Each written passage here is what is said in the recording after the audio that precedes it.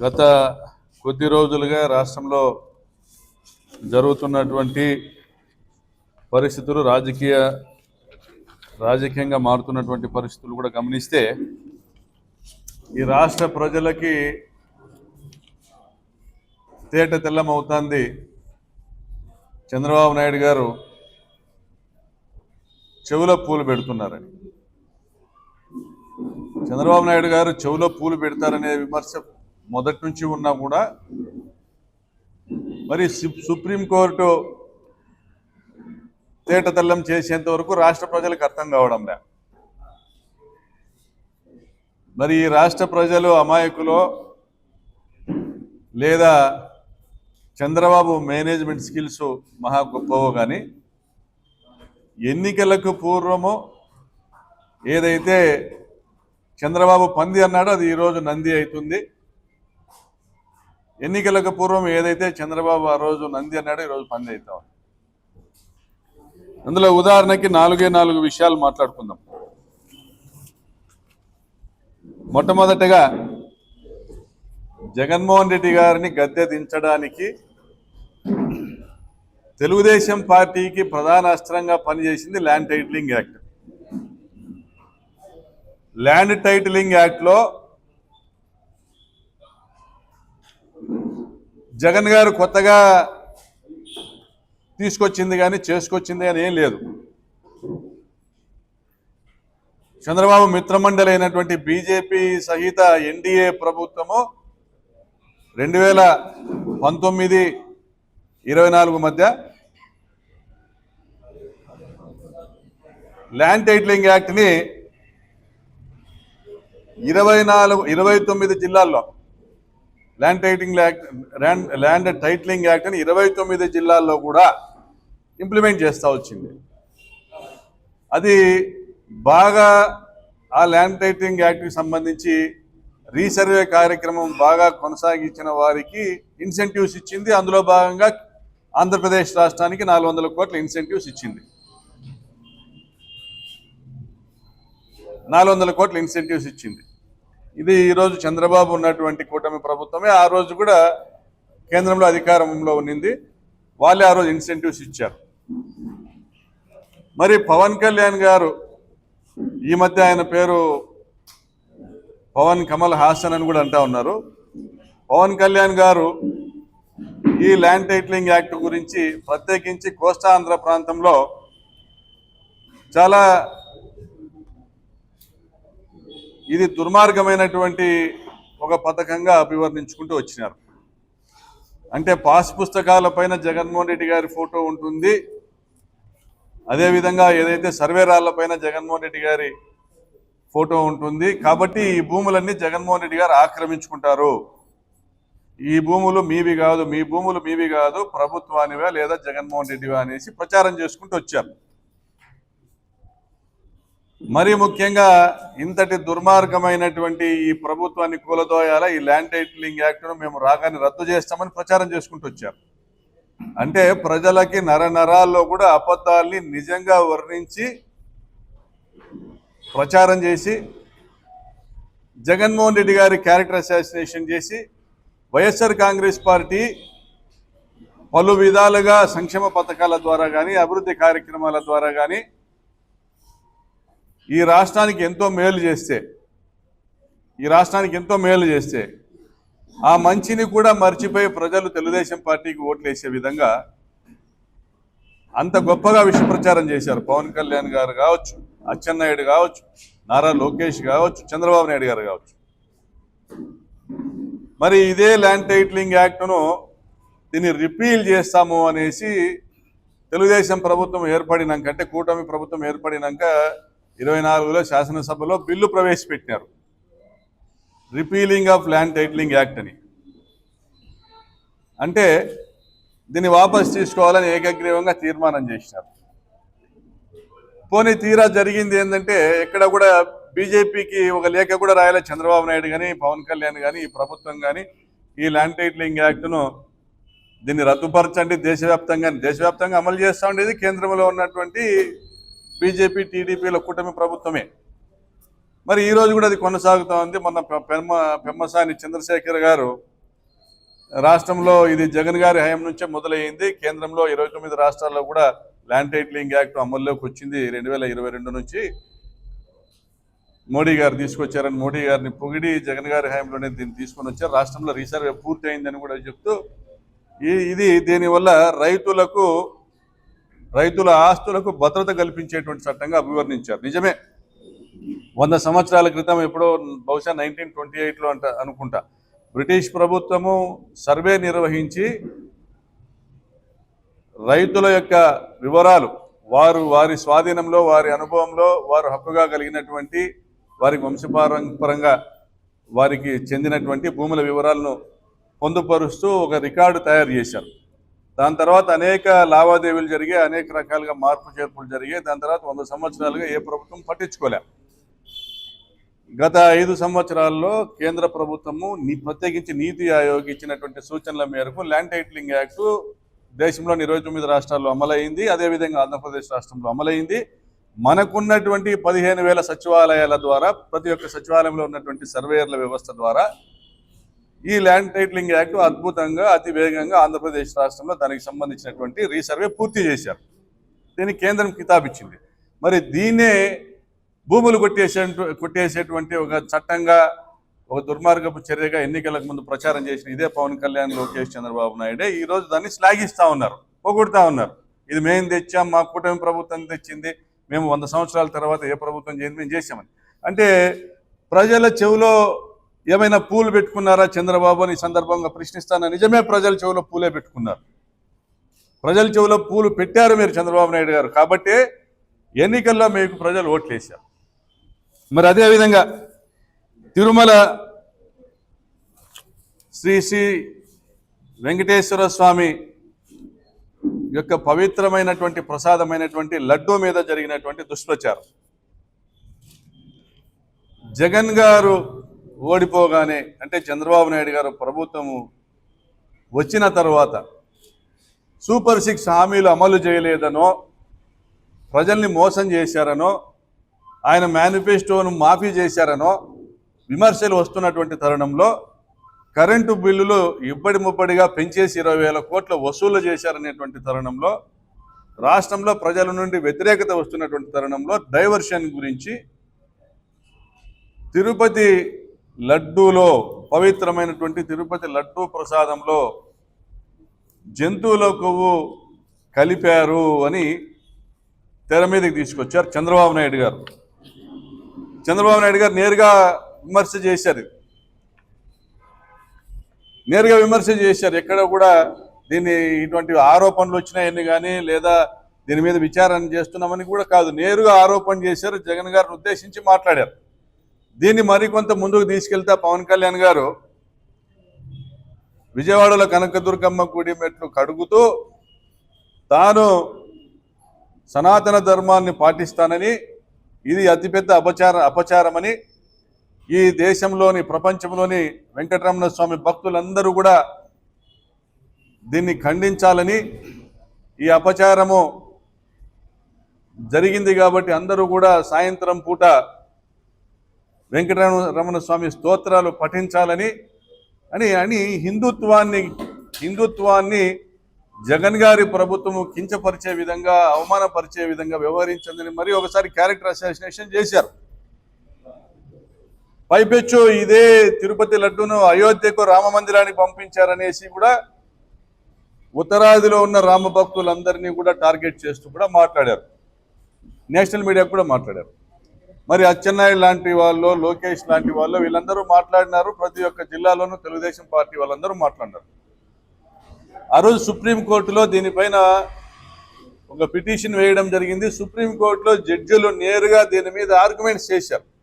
రాష్ట్ర ప్రభుత్వానికి సంబంధించినటువంటి అడ్వకేట్ జనరల్ని ఉతికి ఆరేశారు.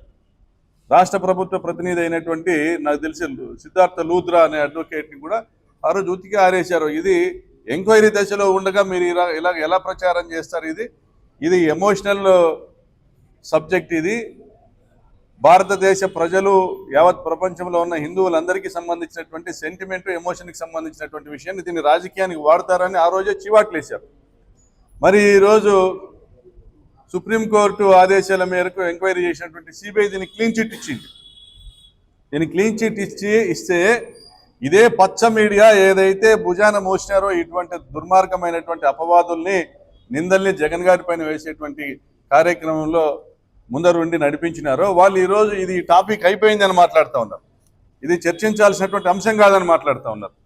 మరి ఈరోజు ఈ సనాతని ఏమయ్యాడో, ఈ చంద్రబాబు నాయుడు ఏమైనారో, మరి ఈరోజు ప్రపంచవ్యాప్తంగా హిందువులను మీరు బాధ పెట్టినారు. అయితే ఇది ఎటువంటి జంతు కొవ్వులు కానీ, ఎటువంటి అడల్ట్రేటెడ్ ఘీ కానీ తిరుపతి లడ్డూ ప్రసాదంలో ఉపయోగించలేదు, అది కల్తీ జరగలేదనేసి ఈరోజు సిబిఐ విచారణ చేసి తేటతెల్లం చేసిన తర్వాత ఒక్క నిమిషమైనా నువ్వు హిందువుగా పుట్టి ఉంటే చంద్రబాబు నాయుడు, నువ్వు హిందువుగా పుట్టి ఉండింటే ఒక్క నిమిషమైనా నీకు ఆ ముఖ్యమంత్రి కుర్చీలో కూర్చునేటువంటి అర్హత ఉందా?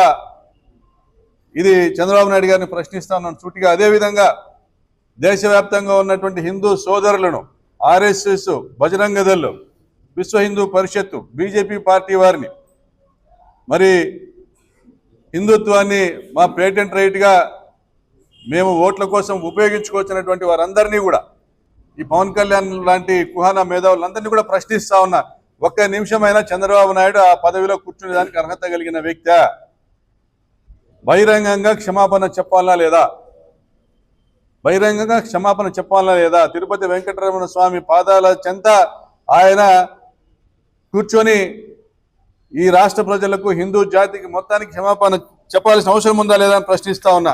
మరి ఈ విధంగా ఇంకొక పువ్వును రాష్ట్ర ప్రజల చెవిలో పెట్టినటువంటి విషయాన్ని కూడా ఈరోజు తేటతెల్లమైంది. మరొక విషయము అమరావతి గురించి మాట్లాడాలి.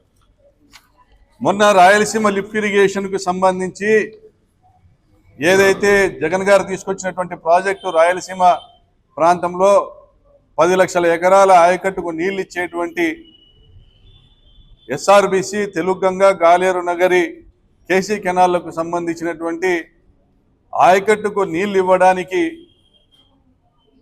ఇది ఒక స్టెబిలైజేషన్ ఆఫ్ సోర్స్గా మాత్రమే రాయలసీమ లిఫ్ట్ ఇరిగేషన్ స్కీమ్ తీసుకొచ్చాం. ఇది కొత్త ప్రాజెక్ట్ కాదని జగన్ గారు పదే పదే చెప్పినప్పటికీ గ్రీన్ ట్రిబ్యునల్లో, నేషనల్ గ్రీన్ ట్రిబ్యునల్లో ఏదైతే పెండింగ్ ఉందో, ఏదైతే తెలంగాణకు సంబంధించినటువంటి తెలుగుదేశం పార్టీ రైతులు ఎన్జీటీకి పోయి స్టే తెచ్చారో ఈ ప్రాజెక్టు మీద, ఆ ఎన్జీటీలో వాదనలు వినిపించాల్సినటువంటి చంద్రబాబు ప్రభుత్వం వినిపించకపోగా ఈ ప్రాజెక్టును స్వయంగా చంద్రబాబు గారు అడ్డుకోగా, మరి ఒక చీకటి ఒప్పందము రేవంత్ రెడ్డి గారి మధ్య, చంద్రబాబు నాయుడు గారి మధ్య జరిగిందన్న విషయం సమాజానికి బయటికి రేవంత్ రెడ్డి గారే స్వయంగా అసెంబ్లీలో మాట్లాడి తెలియజేయడంతో రాయలసీమ లిఫ్ట్ ఇరిగేషన్ ప్రాజెక్టు నేనే ఆపించాను చంద్రబాబు నాయుడుకి చెప్పి అనేసి ఆయన మాట్లాడడంతో ఇది ఒక చర్చనీయాంశమైనటువంటి విషయంగా ప్రజల్లోకి వచ్చింది.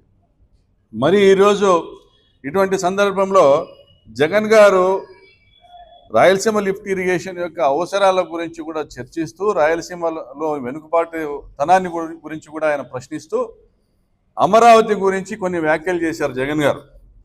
దాంట్లో తమకి ఏది కావాలో అది, జగన్ గారి ఉద్దేశము అమరావతి నుంచి వచ్చేటువంటి ప్రతి ఒక్క రూపాయి ఆదాయము రాష్ట్ర ప్రజలకు చెందాలి, రాష్ట్ర ఖజానాకు రావాలి. కాబట్టి 30,000 అయినా, 40,000 అయినా, 50,000 ఎకరాలైనా ప్రభుత్వ భూముల్లో రాజధాని నిర్మించాలా, లేదా ప్రభుత్వ భూములు ల్యాండ్ అక్విజిషన్ యాక్ట్ ద్వారా కొనుగోలు చేసి రాజధాని నిర్మించాలని భావించారు. అదే చెప్పుకుంటూ వచ్చారు. తాను ఏ రోజు రాజధానికి వ్యతిరేకం కాదని కూడా చెప్పుకుంటూ వచ్చారు. పోనీ ఆ ప్రాంతంలో రాజధాని పెట్టడానికి కూడా తాను వ్యతిరేకం కాదని కూడా చెప్పుకుంటూ వచ్చారు. మరి ల్యాండ్ పూలింగ్ అనేటువంటి ఒక యాక్ట్ తీసుకొని రావడం వెనక లక్షల కోట్ల దోపిడీకి ఉన్నటువంటి కుట్ర అన్న విషయాన్ని తెలియజెప్పలేకపోయింది వైఎస్ఆర్ కాంగ్రెస్ పార్టీ. ఇది ఒక రాజధాని, 3 రాజధానులు అనేది సమస్య కాదు. ఎవరు కూడా విజయవాడ ప్రాంతంలోనే, అమరావతి ప్రాంతంలోనే రాజధాని నిర్మాణానికి ఎవరు వ్యతిరేకం కాదు. చంద్రబాబు గారు తలపెట్టినటువంటి దోపిడీకి మాత్రమే వ్యతిరేకం అన్న విషయాన్ని ఆయన తెలియజెప్పే క్రమంలో చంద్రబాబు గారు ఒక ప్రచారాన్ని తీసుకొని వచ్చారు. జగన్ గారు అమరావతికి వ్యతిరేకమని. నేను ఈరోజు ప్రశ్నిస్తా ఉన్న, రాష్ట్రంలోని 13 జిల్లాల ప్రజల్ని ప్రశ్నిస్తా ఉన్న, ఈ రాష్ట్రంలోని సంపద ప్రతి ఒక్క రూపాయి కూడా 13 జిల్లాల ప్రజలకు సంబంధించినదే. 13 జిల్లాల్లోని ప్రజలు కడుతున్నటువంటి పన్నుల ద్వారానే ఈ రాష్ట్ర ప్రభుత్వము నడుస్తూ ఉంది. అభివృద్ధి కార్యక్రమాలకు కానీ, సంక్షేమ కార్యక్రమాలకు కానీ ప్రతి ఒక్క రూపాయి కూడా వినియోగించడము జరుగుతూ ఉంది. మరి చంద్రబాబు నాయుడు గారు ఈ మధ్య మాట్లాడింది ఒక మాట మీరు ఈ సందర్భంగా గుర్తు చేస్తా ఉన్నా మీకు అందరికీ కూడా. జగన్ గారు అమరావతి పూర్తి చేసింటే కనీసం రాష్ట్రానికి 5 లక్షల కోట్ల రూపాయల ఆదాయం వచ్చుండేది, లేదా ఆ మేరకు ఆస్తులు మిగిలి ఉండేటివని మాట్లాడారు. అంటే 35,000 ఎకరాల ల్యాండ్ పూలింగ్ యాక్ట్ ద్వారా ఏదైతే మీరు భూములు సేకరించారో చంద్రబాబు నాయుడు గారు, దాంట్లో 1450 గజాలు ప్రతి ఎకరాకు కూడా రైతుకు చెందుతుంది అన్నారు, డెవలప్డ్ ప్లాట్స్. మరి 35,000 ఎకరాలు మీరు గతంలో ఫేజ్ 1లో సేకరించినవి కానీ ఇప్పుడు ఫేజ్ 2లో మీరు తలపెట్టినటువంటి 15,000 ఎకరాలను సేకరించే కార్యక్రమం, అంటే సమీకరించేటువంటి కార్యక్రమంలో కానీ మొత్తం 50,000 ఎకరాలకు కూడా ఆ రోజుల్లో మీరు సిఆర్డీఏ బిల్లు తీసుకొచ్చిన తరుణంలో 10 లక్షల రూపాయలకు మించి ఎకరా భూమి విలువ లేదు అక్కడ. పోనీ 20 లక్షల రూపాయలు ఇచ్చినా కూడా, 20 లక్షల రూపాయలు ఇచ్చిన, పోనీ 30 లక్షల రూపాయలు ఇచ్చినా కూడా ఈ 50,000 ఎకరాలకు సంబంధించి 15,000 కోట్ల రూపాయలు మాత్రమే ప్రభుత్వానికి ఖర్చు అయ్యేది.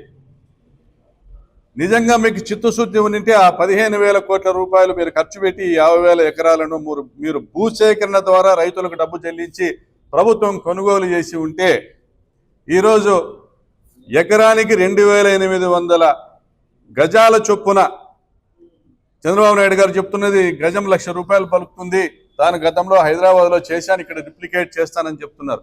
2,800 గజాలు ఒక ఎకరానికి ప్రభుత్వానికి మిగిలితే, అంటే రోడ్లకు కానీ కామన్ ఏరియాస్కి కానీ ఇతర వ్యవస్థలకు కానీ ప్రభుత్వ వ్యవస్థలకు కానీ తీసుకొని పోగా మిగిలినవి. మరి ఎకరం పైన 28 కోట్ల రూపాయల ఆదాయం వచ్చి ఉండేది కాదా? అంటే 50,000 ఎకరాల మీద 14 లక్షల కోట్ల ఆదాయం వచ్చి ఉండేది కాదా అని నేను ప్రశ్నిస్తా ఉన్నా. మరి 14 లక్షల కోట్ల రూపాయలు 13 జిల్లాల్లో ఖర్చు పెట్టేటువంటి పరిస్థితి ఉంటే ఈ రాష్ట్రము కొత్తగా ఏర్పడినటువంటి రాష్ట్రం అభివృద్ధి చెందేది కాదా అని నేను ప్రశ్నిస్తాను చంద్రబాబు నాయుడు గారిని. మీరెందుకు ఆలోచన చేయలేదు ఆ విధంగా? అంటే రాష్ట్ర విభజన జరిగిన తర్వాత 2వ రోజు నుంచే మీరు మొదలుపెట్టినటువంటి కుట్ర, మీరు నాటినటువంటి ఒక విషబీజం, జరిగింది ఏదో జరిగిపోయింది, కొత్త రాష్ట్ర నిర్మాణానికి మనకు డబ్బులు అవసరము, కొత్త రాజధాని మనమే నిర్ణయించుకుందాం, కేంద్రం నుంచి 5 లక్షల కోట్ల రూపాయలు తెచ్చుకుందామని మొట్టమొదట మాట్లాడింది మీరే. రాష్ట్ర విభజనను వ్యతిరేకిస్తూ యావత్ రాష్ట్రము అప్పటికే ఇంకా తేరుకోని పరిస్థితుల్లో కూడా ముందుగా మీరే మాట్లాడి 5 లక్షల కోట్ల అప్పు తెస్తామన్నారు. అంటే మీ మధ్యలో ఆలోచన వచ్చేసింది, ఒక క్రైసిస్ నుంచి ఏ విధంగా కూడా సంపద సృష్టించాలి, మీ కొరకు మీ వర్గం కొరకు ఏ విధంగా మీరు సంపద సృష్టించాలని ఆలోచన చేశారు. అప్పటికే ఒక ప్లాన్ చేసుకున్నారు, దాన్ని అమలు చేశారు. దాన్ని అమలు చేసే ఉద్దేశంతోనే మీ పచ్చ మీడియా బాకా ఊదింది అనుభవజ్ఞుడైనటువంటి నాయకుడు కావాలని. ఆ విధంగా మీరు సింగపూర్ తరహా రాష్ట్రాన్ని నిర్మిస్తాము, షాంఘై తరహా రాజధాని నిర్మిస్తాము అనేసి మీరు చేసిన ప్రచారాన్ని నమ్మి ప్రజలు మీకు ఓట్లేశారు 14లో. సో ఆ విధంగా మీరు మొదలుపెట్టినటువంటి ఈ స్కామ్లో అత్యధిక భాగం భూములు మీ వాళ్ళవి, మీరు కొన్నవి. అంటే ఇందులో ల్యాండ్ పూలింగ్ ద్వారా, మీరు భూ సమీకరణ ద్వారా మీరు రూపాయి ఎందుకు ఖర్చు పెట్టలేదంటే 20,000 కోట్ల లేక కాదు, 15,000 కోట్ల లేక కాదు, ఎన్నికలకు ముందు మీరు అది ఏమి పసుపు కుంకుమకు డబ్బులు ఇచ్చారు 15,000-20,000 కోట్లు, డబ్బులు లేక కాదు. మీరు ఎందుకు ఖర్చు పెట్టలేదంటే మీరు డబ్బులు ఖర్చు పెట్టి భూములు కొంటే ప్రభుత్వానికి వస్తుంది ఆదాయం, మీకు రాదు కాబట్టి కేవలం ల్యాండ్ పూలింగ్ చేశారు. మరి ఇదే జగన్ గారు 20,000 కోట్లు ఖర్చు పెట్టి 30 లక్షల మందికి ఇళ్ల పట్టాలు ఇచ్చారు. అది ప్రజల పట్ల ఉన్నటువంటి చిత్తశుద్ధి. రాష్ట్ర ప్రయోజనాల పట్ల, రాష్ట్రంలో సంపద సృష్టించేటువంటి ఆలోచన మీకు ఉండింటే ఖచ్చితంగా ఒక 15-20 కోట్ల రూపాయలతో మీరు భూములు కొని ఉండేవారు. 50,000 ఎకరాలకు మహా అయితే మరొక 50,000 కోట్ల రూపాయలతో రాజధాని నిర్మాణం చేసి ఉండేవారు. ఎంతో కొంత 1 లక్ష మందికో 2 లక్షల మందికో ఆ ప్రాంతంలో నివాసం ఉంటున్నటువంటి ప్రభుత్వ ఉద్యోగులకు మీకు పడిన ధరకు ప్లాట్లు ఇచ్చినా, ఇళ్ల స్థలాలు ఇచ్చినా కూడా రాజధాని నిర్మాణం జరిగి ఉండేది. ప్రతి ఒక్క బ్యాంకు ఆ ఉద్యోగస్తులకు అప్పులు ఇచ్చి ఉండేవారు, రాజధాని నిర్మాణం జరిగి ఉండేది. ఇదేం రాకెట్ సైన్స్ కాదు. అయితే మీరు చెవిలో పూలు పెట్టడంలో సక్సెస్ అయ్యారు.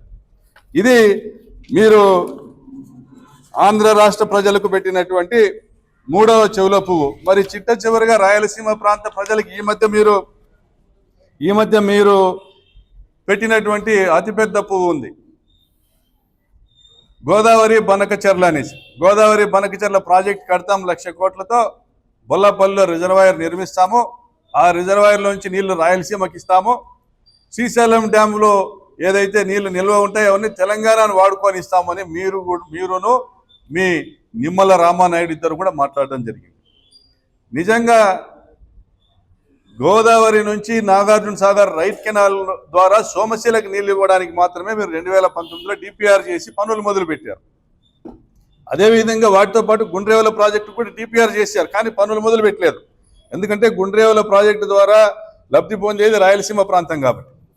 మరి అదేవిధంగా మేము అధికారంలోకి వచ్చిన తర్వాత రాయలసీమలో అప్పటికే నిర్మాణంలో ఉన్న ప్రతి ఒక్క ప్రాజెక్టు ఎస్ఆర్బిసి కావచ్చు, తెలుగుగంగ కావచ్చు, కేసీ కెనాల్ కావచ్చు, అంద్రినివ కావచ్చు, గాలియర్ నగరి కావచ్చు, Tungabhadra project high level canal కావచ్చు, లో లెవెల్ కెనాల్ కావచ్చు, మరియు వీటిపైన నిర్మాణం అవుతున్నటువంటి ప్రతిపాదనలో ఉన్నటువంటి మరికొన్ని ప్రాజెక్టులను కూడా మేము టేకప్ చేయడము, రాయలసీమ డ్రాట్ మిటిగేషన్ ప్రాజెక్టుల ద్వారా ఒక 40,000 కోట్ల రూపాయలు ఖర్చు చేసేటువంటి కార్యక్రమాన్ని మేము చేపట్టాం. అందులో భాగంగానే ఈ ప్రాజెక్టులన్నిటికీ కూడా ఖచ్చితంగా ఒక అష్యూర్డ్గా నీటిని ఏర్పాటు చేయాలంటే తెలంగాణకు సంబంధించినటువంటి పాలమూరు రంగారెడ్డి ప్రాజెక్టు కానీ, దిండి ప్రాజెక్టు కానీ, శ్రీశైలం డ్యాంలో 800 అడుగుల వరకు కూడా నీళ్లు రానివ్వకుండా తోడేటువంటి పరిస్థితి ఉండడంతో, అదేవిధంగా తెలంగాణ తమ విద్యుత్ అవసరాల గురించి నీళ్లు 800 అడుగులు కూడా రానివ్వకుండా దిగువకు విడుదల చేసి పవర్ జనరేషన్ చేస్తుండడంతో మేము ఆల్టర్నేటివ్గా వాటికంటే ఒక అడుగు ముందుకు పోయేసి రాయలసీమ లిఫ్ట్ ఇరిగేషన్ ప్రాజెక్టు ఏర్పాటు చేసుకోవడం జరిగింది. ఇది కేవలం తెలంగాణను దృష్టిలో పెట్టుకొని తెలంగాణ ప్రాంతంలో ఏదైతే మీరు వాళ్ళు లిఫ్ట్ ఇరిగేషన్ స్కీమ్స్ ద్వారా నీళ్లు తీసుకొని పోతున్నారో దాన్ని దృష్టిలో పెట్టుకొని మా రాయలసీమ ప్రాంతానికి న్యాయం చేసే విధంగా జగన్ గారు చర్యలు తీసుకున్నారు. అదేవిధంగా వెలిగొండ ప్రాజెక్టు పైన చిత్తశుద్ధితో, అది వాళ్ళ నాయన రాజశేఖర రెడ్డి గారు తీసుకొచ్చిన ప్రాజెక్టు, దాని మీద చిత్తశుద్ధితో 2 టన్నల్స్ పూర్తి చేసి వెలిగొండ ప్రాజెక్టును కూడా 26లో జాతికి అంకితం చేసేటువంటి కార్యక్రమాన్ని కూడా శ్రీకారం చుట్టారు, పనులు చేశారు, ఖర్చు పెట్టారు. మరి ఇటువంటి పరిస్థితుల్లో మీ ఉద్దేశం వల్ల రేవంత్ రెడ్డికి మేలు చేయడము, కాంగ్రెస్ ప్రభుత్వం ఉన్నటువంటి తెలంగాణకు, కాంగ్రెస్ ప్రభుత్వం ఉన్న కర్ణాటకకు మేలు చేయడం తప్ప మీరు రాయలసీమను మీరు ఏదో దాన్ని ఉద్ధరించాలని కాదు, రాయలసీమకు మేలు చేయాలని ఆలోచన మీకు ఏ కోశాన కూడా లేదు. చంద్రబాబు నాయుడు గారు గతంలో మీరు చేసిన మోసం మరి ఒకసారి మీకు గుర్తు చేస్తా. ఏదైతే పోలవరం ప్రాజెక్టుకు సంబంధించినటువంటి అన్ని అనుమతులను రాజశేఖర రెడ్డి గారు తీసుకొచ్చారో, రాజశేఖర రెడ్డి గారు కుమారుడు ఆ అనుమతులను ఉపయోగించుకొని ప్రాజెక్టును మొదలుపెట్టారు. మరి రాజశేఖర రెడ్డి గారు తీసుకొచ్చిన అనుమతులన్నీ కూడా వచ్చిన తర్వాత, సిడబ్ల్యూసి అప్రూవల్ ఇచ్చిన తర్వాత, ఎగువ రాష్ట్రాలైనటువంటి తెలంగాణ, కర్ణాటకలు అప్పటికే నిర్మాణంలో ఉన్న వారి ప్రాజెక్టులకు ఈ ఇంటర్ బేసిన్ ట్రాన్స్ఫర్ ద్వారా ఏదైతే గోదావరి బేసిన్ సంబంధించిన నీళ్లను కృష్ణా బేసిన్కు ఉపయోగించుకుంటున్నప్పుడు ఎగువ రాష్ట్రాలకు ఏదైతే ట్రిబ్యునల్లో అప్పటికే కల్పించిన హక్కు ఉందో అప్పర్ రైపీరియన్ స్టేట్స్కి అందులో 50% వాడుకోవచ్చు అనేసి 45 టీఎంసీలు వాడుకోవడానికి వాళ్ళు ప్రాజెక్టులో డిపిఆర్లు రూపొందించుకోవడము, అపర్భద్ర ప్రాజెక్టులో ఆ నిర్మాణం పూర్తి చేసుకోవడము దాదాపుగా కర్ణాటక ప్రభుత్వం, అదేవిధంగా తెలంగాణ ప్రభుత్వం కూడా అప్పటికే నిర్మాణంలో ఉన్నటువంటి ప్రాజెక్టులకు ఈ వాటాను తాము ఉపయోగించుకున్నట్లుగా వాళ్ళు సిడబ్ల్యూసికి డిపిఆర్లు సబ్మిట్ చేయడం కూడా జరిగింది. అంటే పోలవరం ప్రాజెక్టు పూర్తి కాకుండానే మనం దాదాపు 85 టీఎంసీల పైన నీళ్లు కోల్పోయాం. ఇప్పుడు మళ్ళీ నువ్వు గోదావరి బనకచెర్ల ప్రాజెక్టు తీసుకొస్తాం, 200 టీఎంసీలు స్టోర్ చేస్తాము బొల్లాపల్లిలో నిర్మాణం చేసి అని మళ్ళీ మీరు డిపిఆర్ తీసుకొని పోయి రేవంత్ రెడ్డి చెప్పినట్లుగా సిడబ్ల్యూసికి ఇస్తే రేవంత్ రెడ్డి అభ్యంతరం చెప్పాడు, కర్ణాటక అభ్యంతరం చెప్పదు. ఎందుకంటే ఆ డిపిఆర్ అప్రూవ్ చేయడానికి 1 నెల 2 నెలలు 3 నెలల్లో పడుతుంది, కానీ ఈ ప్రాజెక్ట్ చేయడానికి 25 సంవత్సరాలు పడుతుంది. ఈ 25 సంవత్సరాల పాటు పైన ఎగువ రాష్ట్రాల్లో ప్రాజెక్టులు ఇప్పటికే నెయ్వేలి ఆఫ్షోర్ రిజర్వాయర్ నిర్మాణానికి సిద్ధపడతా ఉంది, తుంగభద్ర డ్యాంకు ఎగువన కర్ణాటక. అదేవిధంగా పాలమూరు రంగారెడ్డి దిండి ఇటువంటి ప్రాజెక్టులన్నిటికీ కూడా అప్రూవల్ వస్తుంది. ఈ డైవర్షన్ ద్వారా 200 టీఎంసీలు ఏదైతే శ్రీశైలం నుంచి గోదావరి పోలవరం కాలువ నుంచి కృష్ణా బేసిన్ లేకి, అది వెలుగొండ రిజర్వాయర్ కావచ్చు, బనకచెర్లకు కావచ్చు, నాగార్జున సాగర్ రైట్ కెనాల్ కావచ్చు, ఇక్కడికి నీళ్ల ట్రాన్స్ఫర్ అనేటువంటి జరగబోతోంది. కాబట్టి మాకు హక్కులు కల్పించండి అనేసి ఆ రాష్ట్రాలు పైన ప్రాజెక్టులు, ఎగువన ప్రాజెక్టులు నిర్మిస్తారు. దానివల్ల శాశ్వతంగా రాయలసీమ ఎడారి అవుతుంది. తుంగభద్ర నుంచి ఈరోజు కిందికి వచ్చే నీళ్లు కిందికి రావు. ఇప్పటికే నీ నిర్లక్ష్యం వల్ల ఆల్మట్టి నుంచి వచ్చే నీళ్లు కిందికి రావడంలే. ఆ వచ్చే నీళ్లను పాలమూరు రంగారెడ్డికో, జూరాలకో, కల్వకుర్తికో, భీమాకో, నెట్టంపాడు ఎత్తిపోతల పథకాలకో వాడుకుంటా ఉన్నారు. ఇప్పుడు అవి శాశ్వతంగా రాకుండా హక్కులు కల్పిస్తున్నావు నువ్వు చంద్రబాబు నాయుడు. నువ్వు తెలంగాణకు కానీ కర్ణాటక కానీ కేవలం నీకు క్యాష్, నీకు డబ్బు కావాలా, నువ్వు మెగా లాంటి కంపెనీలు తీసుకొస్తావు, హ్యామ్ ప్రాజెక్ట్ అంటావు, దాని 1,00,000 కోట్లు అంటావు, మొదలు పెడతావు, 2 లక్షల కోట్లకు 3 లక్షల కోట్లకు ఆ ప్రాజెక్టులు తీసుకొని పోతావు. జీవితకాలం డబ్బులు సంపాదించి పెట్టేటువంటి పథకంగా నువ్వు పనిన కుట్ర ఇది. నువ్వు రాష్ట్ర ప్రయోజనాలకు వ్యతిరేకంగా నువ్వు చేస్తున్న ద్రోహం ఇది. నువ్వు రాయలసీమ ప్రాంత ప్రజల్లో, నెల్లూరు ఒంగోలు ప్రాంత ప్రజల చెవులో పెడుతున్న పువ్వు ఇది.